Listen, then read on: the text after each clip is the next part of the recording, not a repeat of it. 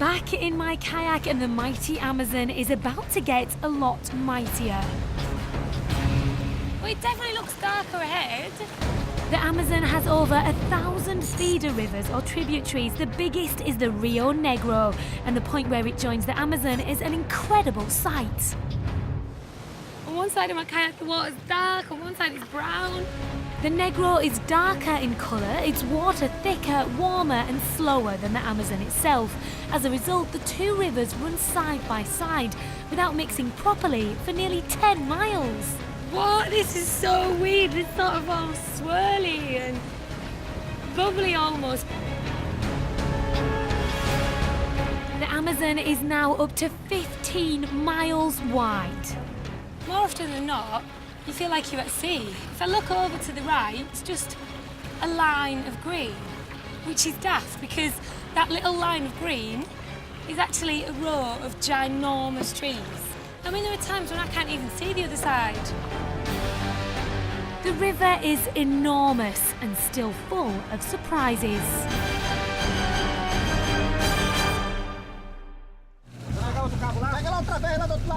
On day 28, I wake up to find a freak wave has sunk our safety boat. It's not just a little bit submerged, the whole back end is underwater and it's going down fast. And going down with it is my kayak. It's inside the safety boat. Oh, I can't believe this. Surely there comes a point where you just have to commit it to going down. But if they do that, we are well and truly stuffed. Because I can't kayak without this boat. The team managed to free my kayak and pull it out of the water. Thank you, guys. But the safety boat is still going down. When I got up, you could see the front of the boat. You could see half of it was out of the river. Now, you can see nothing. And they've been working on it for a couple of hours. I know it sounds daft, but in the daytime, these lot look at me in the water and they always go, come on, you can do it. And I feel a bit like that now. Come on, you can do it. Eventually, using brute force, the team get the safety boat back up onto the bank. After hours of bailing out, it's finally back above the surface, but the engine and electrics are ruined. To have any chance of continuing with my challenge, we head back upstream to the nearest town to have it fixed. There's worse to come though. In the chaos, we hadn't noticed my kayak is damaged. It's taken a bit of a bashing. That side looks worse, but this side's obviously the worst because it's right on the ridge. But we've got a Fiberglass we've kit. got a fiberglass kit. Can I just get out of the way? I just left because I didn't want to be ungrateful and all I want to do is kayak and I just thought I'm just going to leave before it says something mean. I'm frustrated, but all we can do is patch it up as best we can. I'm just hoping it's not going to splinter more. But you know what? In all honesty, we don't know. It might leak, it might crack, it might splinter. All we can do is hope it doesn't. The next day, She lives. the safety boat and my kayak are back in action. The feet are not yet wet. Ciao! With 500 miles left to do, I need to knuckle down to make up for the full day I've lost. But within hours, Team Amazon is hit with its biggest crisis yet. Not great news from the Spectrum this morning. There's a sickness bug.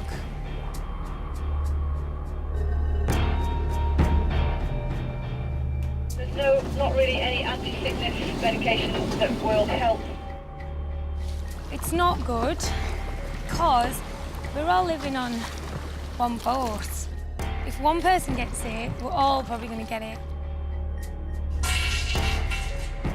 Not pretty in here. Hot, achy, really achy. Several people have been ill for 3 days with it. If it were to affect Helen, it could be anything from a day off the water to possibly 3 days off the water. I haven't got the time to stay off the water, so I really don't mean to be selfish, boys, but keep that bug to yourself. As I enter my final week, the sickness bug begins to lift and people start to recover. While I feel strong, I put in as many miles as I can.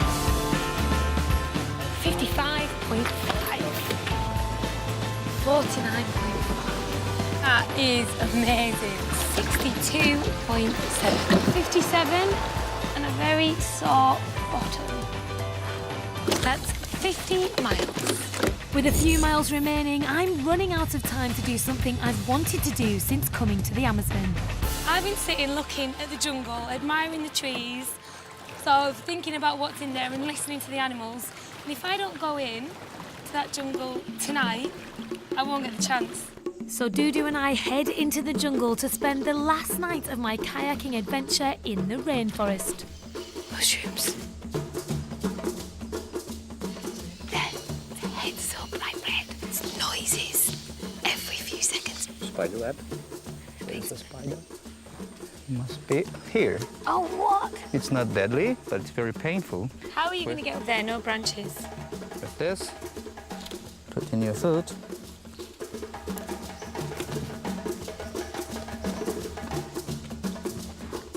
Dudu, I take my hat off to you. That is amazing.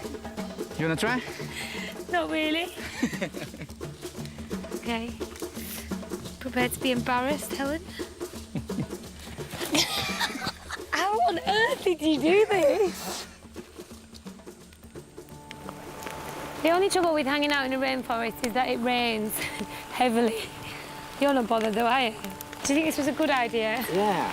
What about the kayaking? Do you think that was a good idea? In the beginning, it was a girl going down the Amazon River in her kayaking. Tomorrow will be the girl that paddled all the way down the Amazon. You're making history. Well, we shouldn't get carried away. I haven't finished yet, have I? Soon it's time for the last sleep of my adventure. I'm in.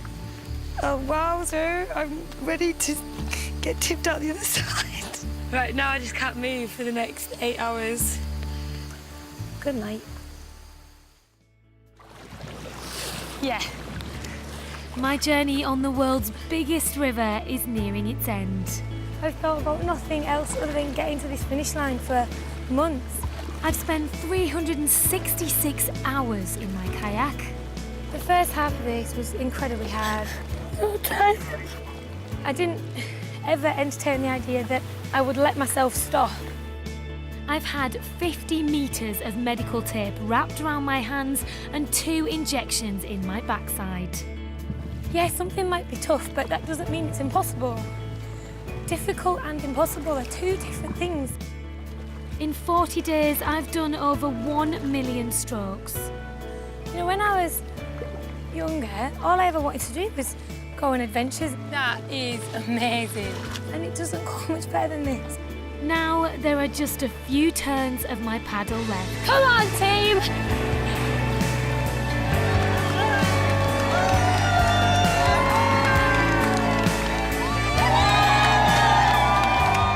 I don't think there are very many people at all mentally who could have done what she's done. It's not here. No. We don't fight the Amazon. We really trying to live in harmony. She was smart enough to deal with Amazon, and she came all the way through. A couple of times where she was really stretched and she was feeling poorly. She'll forget about those, but the thing we'll remember will be today and crossing that line. I got to the finish line because I knew there were people that believed in me. I put in a little bit of faith in someone. You've helped make this happen. Thank you.